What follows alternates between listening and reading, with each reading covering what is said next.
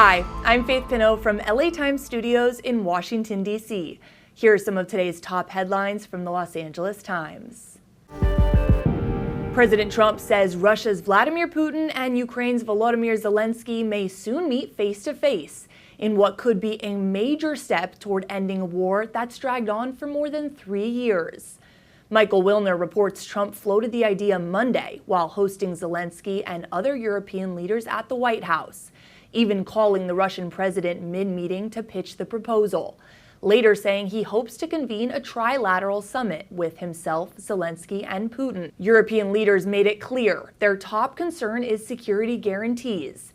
They want ironclad U.S. backing for Ukraine and even raised the prospect of American troops on the ground.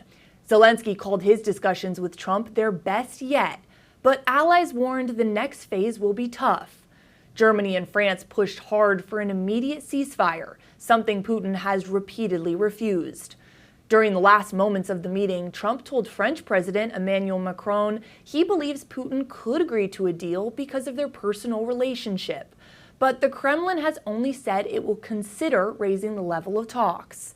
For now, a trilateral meeting is just an idea, with big questions still looming over territory, security guarantees, and whether Moscow is serious about peace. Mediators in Qatar are pushing for an urgent ceasefire in Gaza after they say Hamas showed a positive response to a new proposal. But reporters say Israel hasn't weighed in as its military prepares a major offensive into some of the region's most populated areas. The prospect of the assault has triggered anger at home and abroad. After 22 months of war, most Palestinians say nowhere is safe, even in humanitarian zones. Meanwhile, Israelis, hundreds of thousands of whom protested Sunday, are calling on the government to reverse its plan to take over the Strip, fearing hostages still in Gaza could be at a greater risk.